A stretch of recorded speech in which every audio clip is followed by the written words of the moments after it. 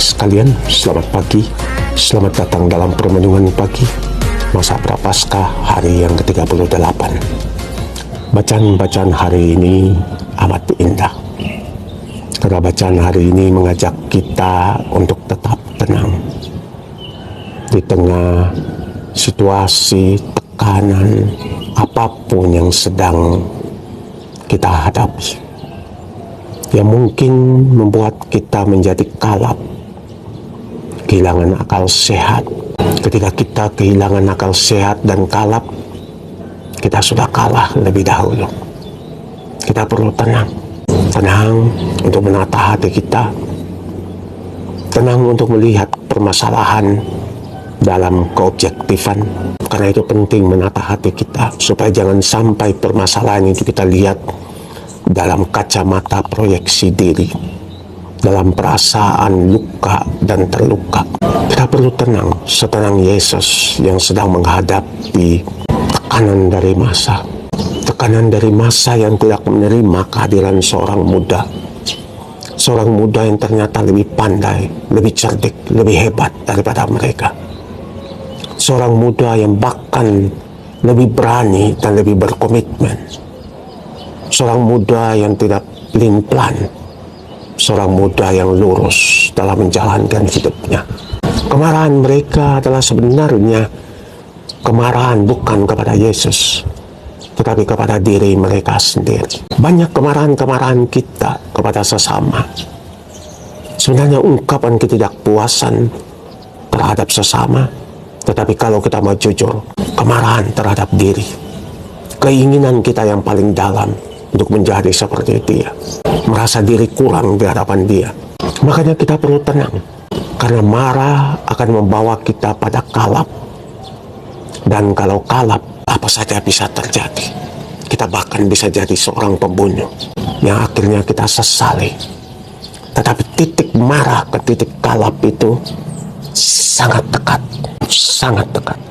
Makanya kita harus jaga supaya jangan sampai kalap yang membuat akal sehat kita terganggu, yang membuat kita tidak berpikir lagi normal.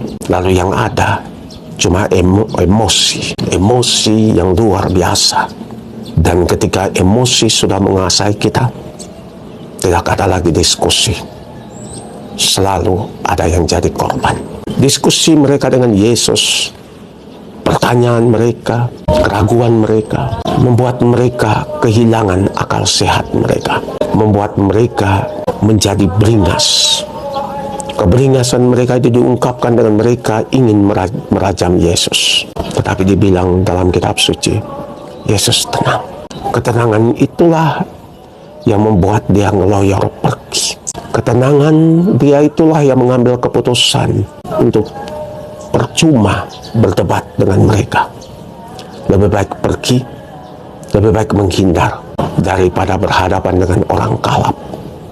Karena bagi orang kalap, apa yang dia pikirkan itu yang paling benar. Semua lain salah. Kita lihat dalam percaturan politik Indonesia saat ini, orang mulai kalap. Orang-orang pandai yang kita akui sebagai orang pandai, orang politisian yang kita akui sebagai orang politisian yang hebat, sudah masuk dalam ranah kalap. Tidak ada lagi jalan untuk diskusi. Jalan yang ada adalah saling menghancurkan satu sama lain. Maka disinilah orang-orang kita yang masih punya akal sehat, janganlah kita terpancing oleh situasi yang sedang terjadi. Janganlah kita gampang marah, gampang memihak. Tapi dalam situasi seperti ini, mari kita tenang, melihat, menimbang, menyuarakan apa yang perlu disuarakan.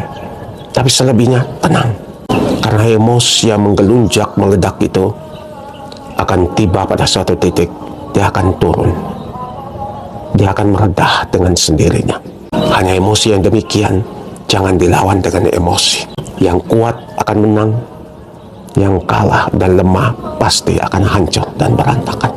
Sebagai pengikut Kristus, sebagai orang beriman, apapun agama kita, kita perlu tenang di tengah situasi yang kita hadapi. Ketenangan itulah yang akan memampukan kita untuk mengambil satu keputusan yang tepat buah dari satu permenungan, dari satu keyakinan bahwa Allah yang melihat segala-galanya, Allah yang mengetahui relung hatiku, Allah yang sama itu juga akan membantuku melewati tantangan yang sedang kuhadapi saat ini. Tantangan akan selalu ada, makin lama makin besar, seiring dengan pertumbuhan rohani iman kita, seiring dengan pertumbuhan kepribadian kita. Kedewasaan, keberimanan kita ditentukan seberapa mampunya kita menghadapi tantangan-tantangan itu dengan kepala yang dingin dan tenang. Pada akhirnya segala sesuatu ada saat dan waktunya. Masalah apapun pasti akan lewat. Kita cuma harus bertahan, harus tenang, supaya kita mampu mencari solusi dan jalan keluar. Ketenangan itu adalah buah dari satu relasi yang mendalam dengan Tuhan sendiri. Maka marilah kita di masa prapaskah ini kita pakai waktu untuk banyak berdoa, untuk banyak berserah, untuk yakin dan percaya bahwa Tuhan selalu hadir. Tuhan tak pernah meninggalkan kita. Kalaupun jalan kita salah, Tuhan akan menuntun kita kembali. Kita cuma harus belajar untuk percaya kepadanya. Oke? Semoga Allah yang Maha Kuasa memberkati kita sekalian, Bapa, Putra, dan Roh Kudus. Amin.